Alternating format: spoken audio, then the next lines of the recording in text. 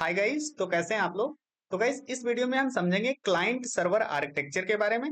तो अगर हम क्लाइंट सर्वर आर्किटेक्चर की बात करें तो इसकी डेफिनेशन अगर देखोगे तो client server architecture is a distributed application structure, right. Distributed application structure that partitions task between service providers मतलब सर्वर्स एंड सर्विस रिक्वेस्टर्स मतलब क्लाइंट्स। मतलब जो सर्विस प्रोवाइड करते हैं वो सर्वर्स होते हैं और जो सर्विस को रिक्वेस्ट करते हैं वो क्लाइंट्स होते हैं।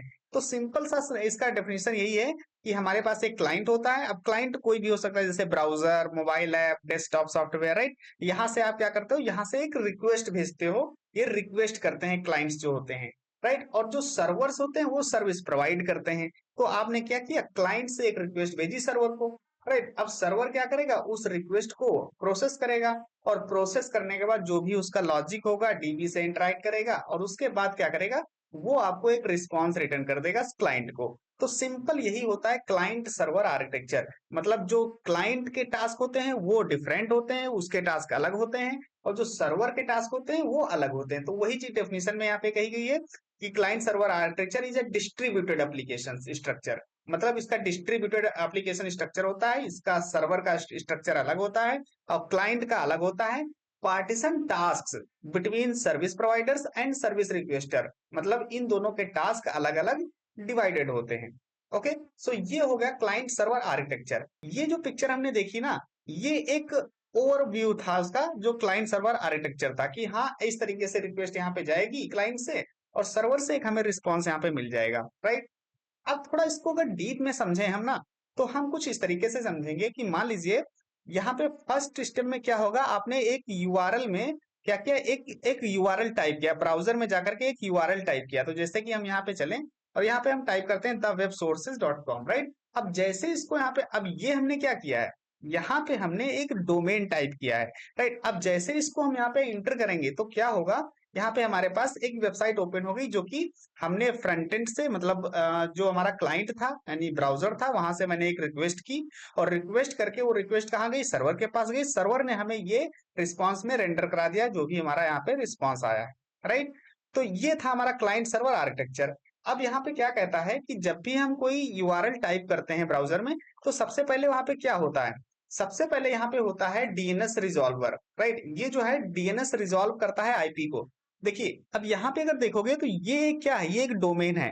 और डोमेन क्या होता है, ये एक सिर्फ नेम होता है जो कि हमारे याद करने के लिए होता है कि हम इसको आसानी से याद रख सकें, राइट। अब आईपी जो होती है उसको हम नहीं याद रख सकते ना, अगर 550 वेबसाइट्स हैं तो 50 वेबसाइट्स की हम आईपी याद नहीं रख सकते, लेकिन हम डोमेन याद रख सकते हैं, राइट। तो इसलिए हमने यहाँ पे एक डोमेन दे दिया। अब डोमेन सर्वर जब कनेक्ट करेगा, अब क्लाइंट जब सर्वर से कनेक्ट करेगा तो उसको आईपी चाहिए होती है, ना कि यहाँ पे डोमेन, राइट। तो क्या कर रहा है यहाँ पे, तो सबसे पहले जैसे हमने यूआरएल टाइप किया तो क्या होगा, वो सबसे पहले डीएनएस रिजॉल्व करेगा, डीएनएस रिजॉल्वर के पास जाएगा और वहां पे आईपी रिजॉल्व करेगा।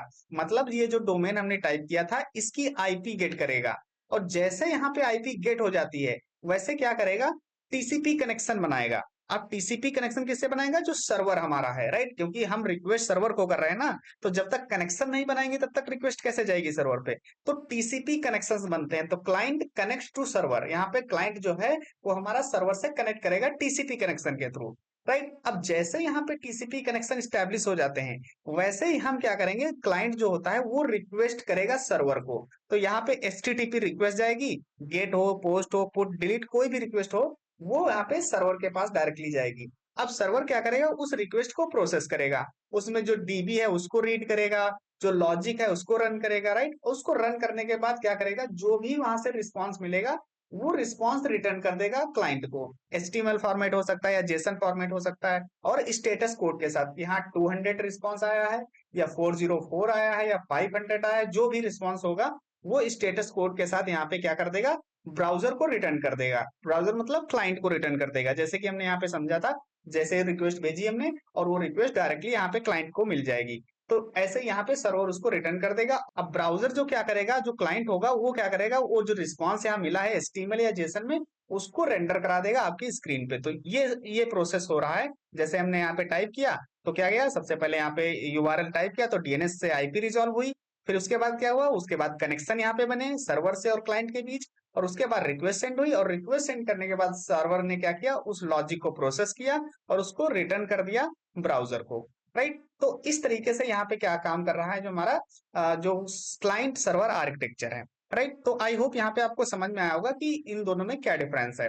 अब थोड़ा और इसको अगर समझना चाहो तो यहाँ पे समझ सकते हैं क्लियरली कि जो क्लाइंट होता है हमारा, वो क्या होता है, वेब ब्राउजर जैसे क्रोम, सफारी, फायरफॉक्स, राइट, ये सारी चीजें हो गई।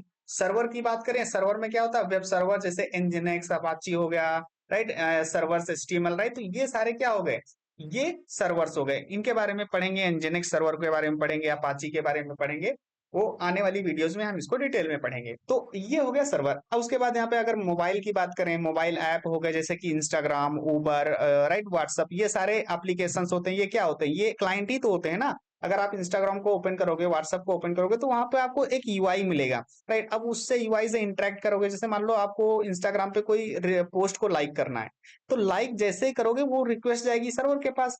सर्वर क्या करेगा, उस रिक्वेस्ट को प्रोसेस करेगा और आपका काउंट जो आपने किया है वो लाइक, वो काउंट डीबी में स्टोर करके और आपको रिटर्न कर देगा। आपका वहां पे काउंट आ जाएगा कि हाँ आपने पोस्ट को लाइक कर दिया।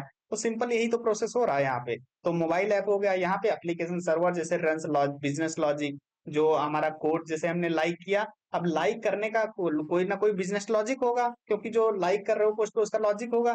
तो चाहे वो किसी भी लैंग्वेज में, node JS, Django, Python, right, जिसमें भी हो, राइट। तो वहां पे क्या करेगा, वो बिजनेस लॉजिक रन होगा। उसके बाद यहाँ पे सीएलआई स्क्रिप्ट्स होती हैं, वो क्या होती है, पाइथन रिक्वेस्ट हो गई, कर्ल हो गया, वेज हो गया, राइट। तो ये सारे क्या हो गए, ये क्लाइंट्स हो गए। उसके बाद डेटा बेस सर्वर जो होता है वो हमारा सर्वर में आता है, जैसे कि पोस्टग्रेस, माई सीक्वल, मोंगोडीबी, ये सारे डेटाबेसेस क्या होते हैं, सर्वर साइड में आते हैं।